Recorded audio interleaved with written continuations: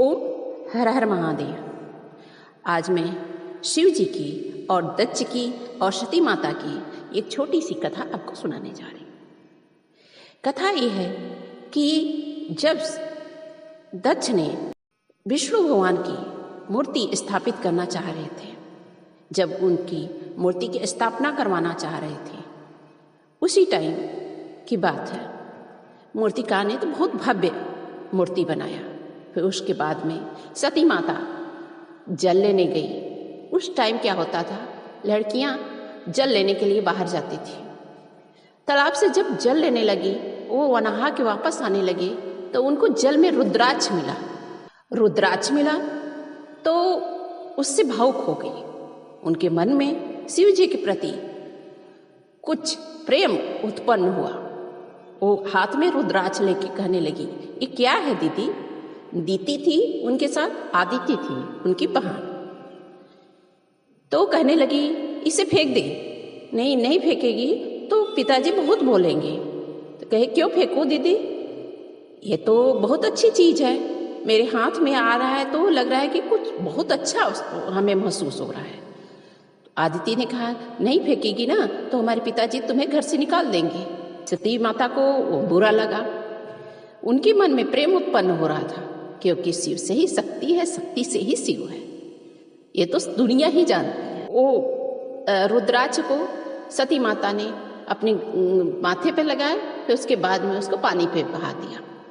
लेकिन क्या हुआ कि वो रुद्राक्ष डूबा नहीं, फिर वो पत्ते पर उतर आ गया, क्योंकि शिव की महिमा है। शिव तो शक्ति के बिना अधूरे हैं, इसलिए पत्ते पर उतर आ गया। पत्ते पर आ गया तो फिर उन्होंने जाके पानी में डाल दिया और पानी डाल के उनको बहाया। बहाने के बाद में उनका प्रेम जैसे खींचा चला जा रहा था।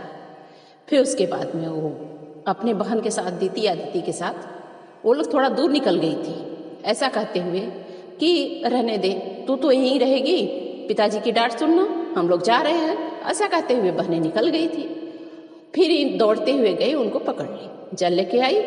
जल के बाद में ऋषि मुनियों को बुलाया गया। वहाँ पे फिर विष्णु जी की मूर्ति स्थापित करने के लिए गाने बजाने के साथ पहले होता था, डांस वगैरह होते थे, नृत्य वगैरह होते थे। उसके बाद में मूर्ति के पास गए लोग। मूर्तिकार ने बहुत भव्य मूर्ति बनाया था, बहुत सुंदर मूर्ति बनाया था। उनका पर्दा खोला गया तो उसको शाबाशी दी गई कि मूर्तिकार ने तो बहुत अच्छा मूर्ति बनाया है।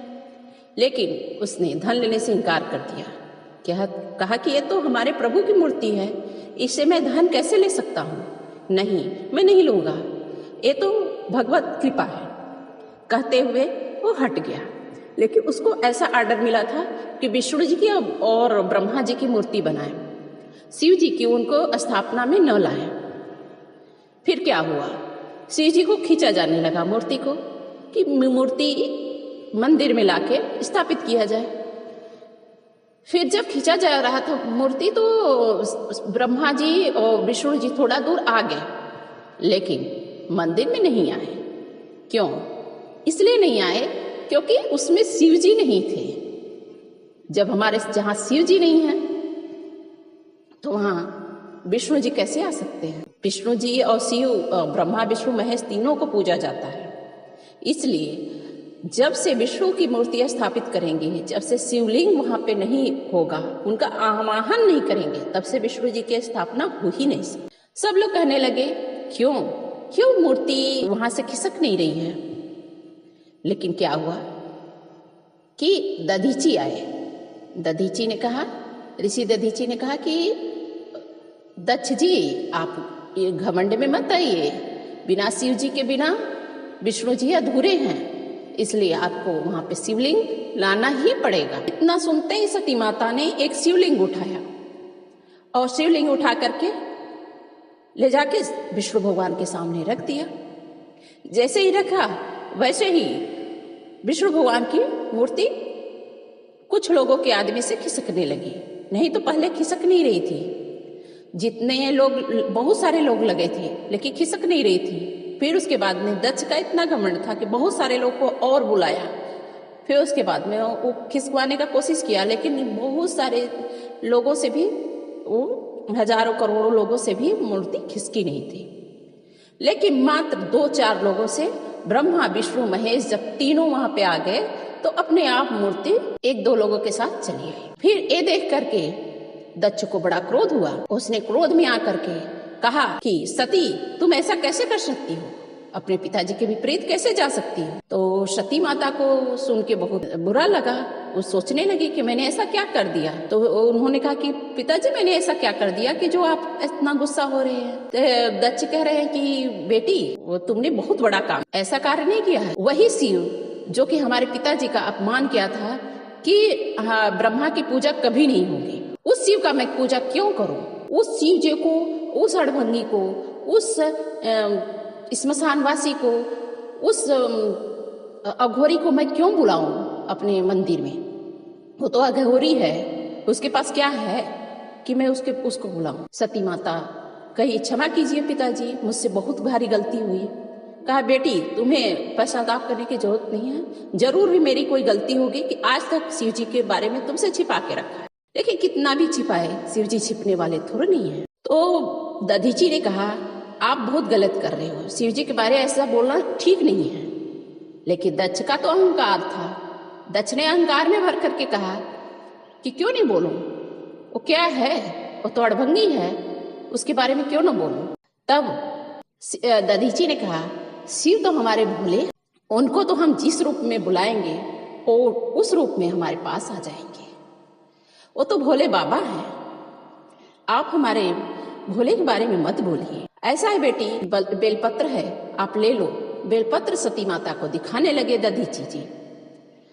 तो वो देख के थोड़ा सा कांपने लगी कि कैसे मैं उस बेलपत्र को छूं। लेकिन उनके मन में प्रेम उत्पन्न हो रहा था। उन्होंने उस बेलपत्र को लेके कहा कि बेटी सच्चे मन से भोले को याद करो। शिव तो भोले हैं, उन्हें शिवलिंग रखने की रखो या चाहे न रखो कोई बात नहीं। एक बेलपत्र लेके मात्र स्मरण करने से ही शिव की प्राप्ति होगी। यदि आप शिव को चाहती हो तो आप मन से स्मरण करिए, एक बेलपत्र लेके स्मरण करिए तो शिव आपके पास वापस आ जाएंगे, साक्षात आएंगे। दधीची के कहने के अनुसार सती माता ने वैसे ही किया। हाथ में बेलपत्र लिया और शिव का स्मरण करने लगे और मन में स्मरण इतना भाव विभोर होके किया कि शिव जी धुआं जैसे उड़ते हुए, उनके श्मशान की राख तो उड़ते हुए शिव उत्पन्न हो गए। आए आगे वहां पे जहां दक्ष था उनका सभा लगा था, उस टाइम आ गए वहां मंदिर के पास। कहा कि दक्ष तुम क्यों बुलाए हो, क्या काम है ऐसा कि जो तुमने बुलाया है। तो दक्ष कह रहा है कि कोई काम नहीं, आप जैसे अघोरी से मेरा क्या काम हो सकता है।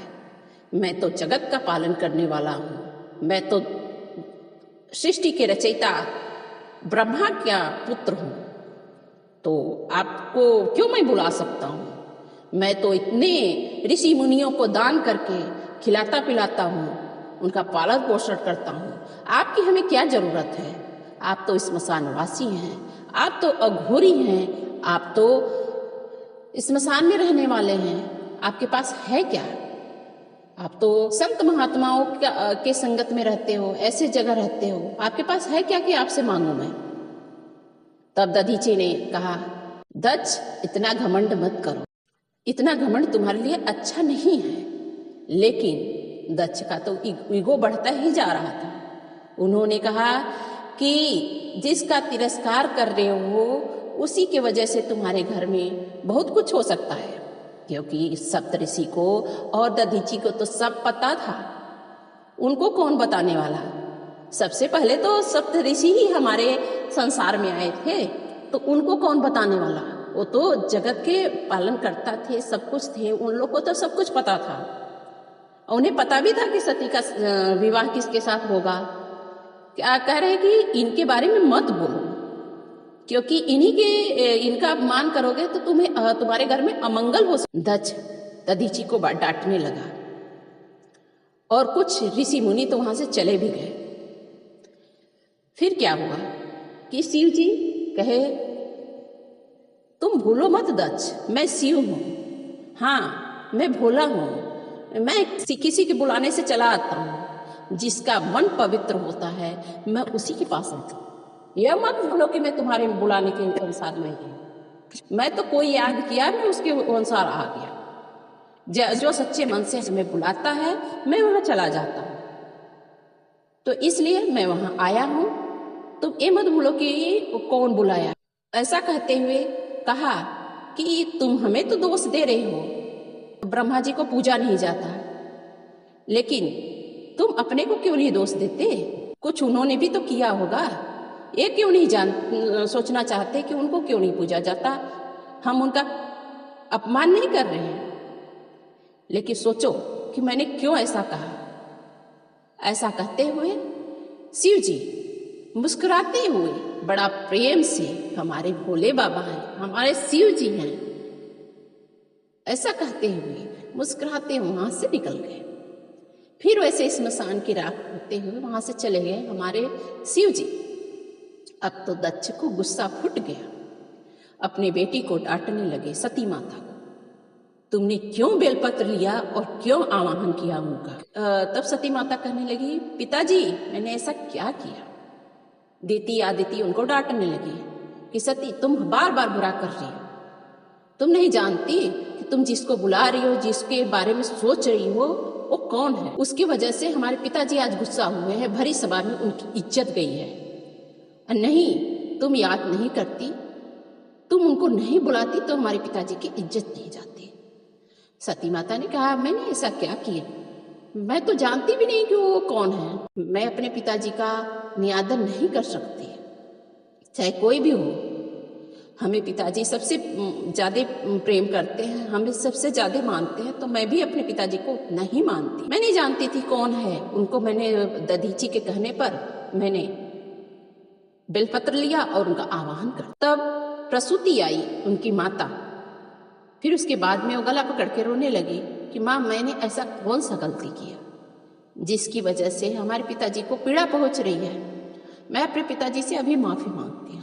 फिर दीति आदिति और प्रसूति अपने पिताजी के पास जाती। फिर उसके बाद कहती है, पिताजी मैंने ऐसा क्या किया कि जो कि आप हमें माफ नहीं कर रहे हो? तो कहा कि ये तुमने कुछ नहीं किया, ये तो सारा किया कराया दधीची का है। न दधीची ने दिया होता बेलपत्र, न वो अघोरी आया होता यहाँ पे। तब सती माता ने क्षमा मांगी। फिर दक्ष ने माफ किया, कहा कि तुमसे कोई गलती नहीं हुई, गलती तो मेरी है कि मैंने तुमको कोई चीज बताया नहीं, उसके बारे में, गौरी के बारे में बताया नहीं कि वो गौरी है कौन। तुम्हारी कोई गलती नहीं है बेटा, तुम तो अनजान थी इसलिए तुमने ऐसा किया। ये तो था आज की कथा। उसके बाद में आपको यही कहानी आपको अगले अध्याय में बताऊंगी।